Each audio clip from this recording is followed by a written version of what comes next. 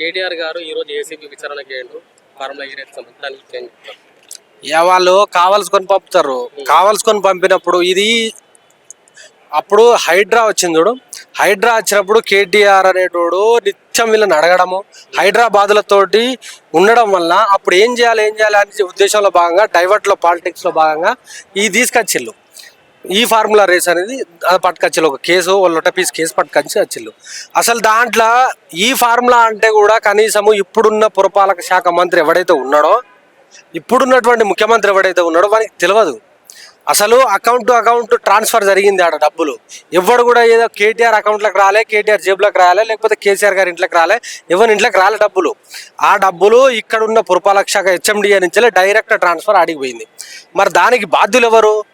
అప్పుడున్నటువంటి గ్రీన్కో సంస్థ మాకు దీనివల్ల లాభం రాలేనాయనా, మేము దీని నుంచి తప్పుకుంటున్నాం, మాకు అవద్దు అని చెప్పేసి వాళ్ళంటే వాళ్ళతోటి జరిగినటువంటి ఒప్పందాలు ఏవైతే ఉన్నాయో 2023, 24, 25 ఇట్లా 3 సంవత్సరాలు పెట్టాలని చెప్పేసి ఏదైతే ఒప్పందం ఉన్నదో అది కంటిన్యూ కావాలి. దానివల్ల మన యొక్క హైదరాబాద్ ప్రతిష్ట పెరుగుతుంది, హైదరాబాద్ బ్రాండ్ ఇమేజ్ పెరుగుతుంది, ఇక్కడ పెట్టుబడులు వస్తాయి, ఇక్కడ ఉద్యోగాల కల్పన జరుగుతుంది అనే ఉద్దేశంలో భాగంగా ఇది సరే రేపటి రోజున ఎవడైనా వచ్చేటోడు వస్తాడు, కానీ మందైతే మనం దీని నుంచి స్టార్ట్ చేయాలి, దీన్ని ఆపద్దు అని చెప్పేసి కేటీఆర్ గారు వైస్ చైర్మన్గా ఉన్నారు.